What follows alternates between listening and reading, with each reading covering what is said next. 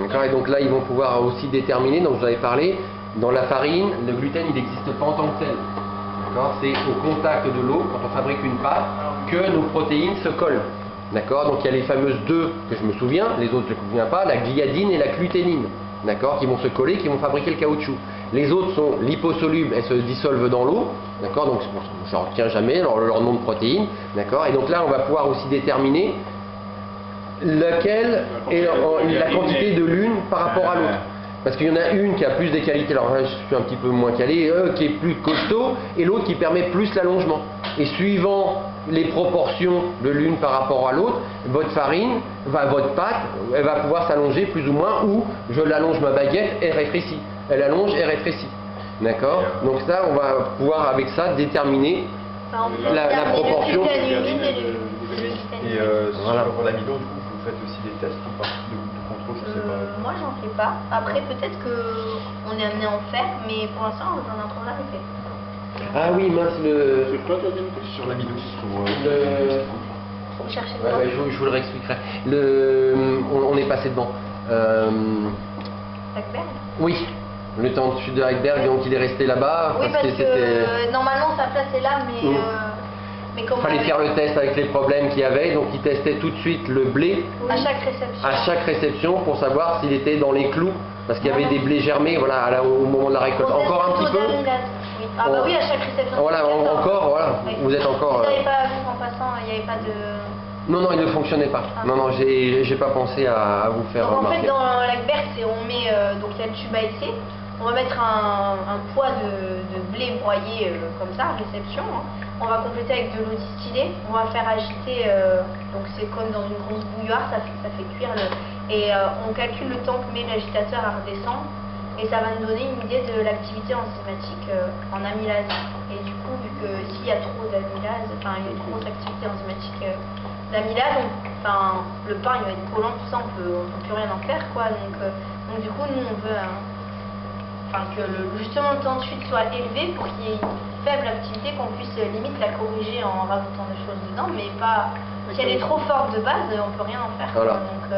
Donc ça c'est un des facteurs de qualité important.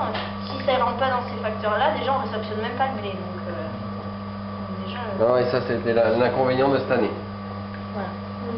Je mets ça dans la boule du centrifugeur. Donc forcément on équilibre toujours en face.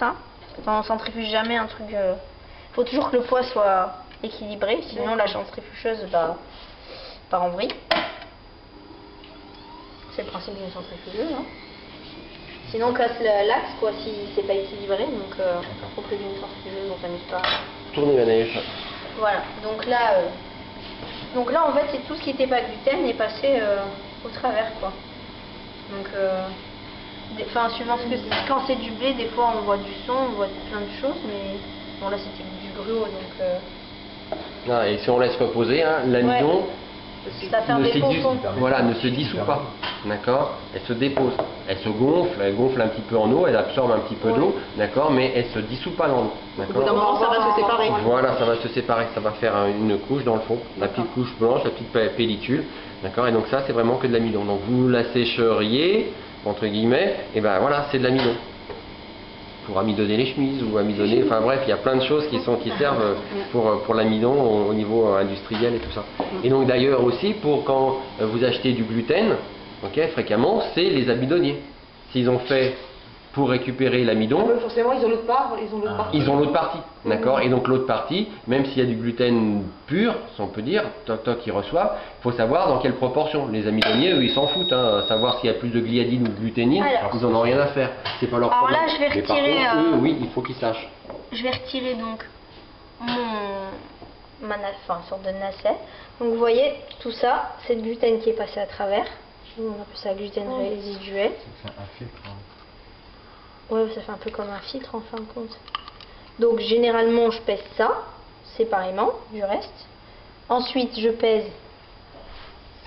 l'autre boule de gluten. Parce que bon là on va pas peser, ça sert à rien, je vais pas vous faire les calculs. On n'aura pas le temps de toute façon. Donc du coup après ça fait ma boule totale. Et ensuite pour calculer mon gluten sec, je mets ma petite boule dans mon truc à panini. Donc en fait, vous avez réuni les deux, ce qui était séparé, vous les avez réunis. Oui, parce que pour les calculs, j'ai besoin de peser séparément les deux, mais bon, on a vu qu'on va pas faire les calculs. D'accord. Voilà. Et ensuite, pour ce qui est passé à travers, c'est le gluten résiduel. Ensuite, je ramasse tout le gluten, je mets dans mon glutorque, et ça va griller le gluten, et on va peser la galette, et ça va nous faire le gluten sec. Voilà. Et donc plus le poids sera élevé, plus la concentration sera importante, c'est lié ou pas? Ben, on va déterminer Ouais. la proportion de gluten dans une farine, Farine, la oui. proportion de protéines. De protéines, Et de d'accord. protéines qui nous intéressent, celle qui est élastique. Ouais, D'accord. Parce que celles qui sont solubles, on n'en a rien à Voilà. faire pour Oui, nous. ben- Celles qui nous intéressent, c'est celles qui vont donner l'élasticité. Donc D'accord. c'est la sèche. Voilà. Normalement, il devrait y en avoir pas mal, puisque c'est pour une farine de gruyot. Voilà, donc c'est pour ça, là, la boule est assez importante. D'accord. Donc les taux, là, je me souviens plus en termes, mais classiquement, une farine, je crois que c'est 10-12%. La gruau, ça va monter plus fort que ça encore.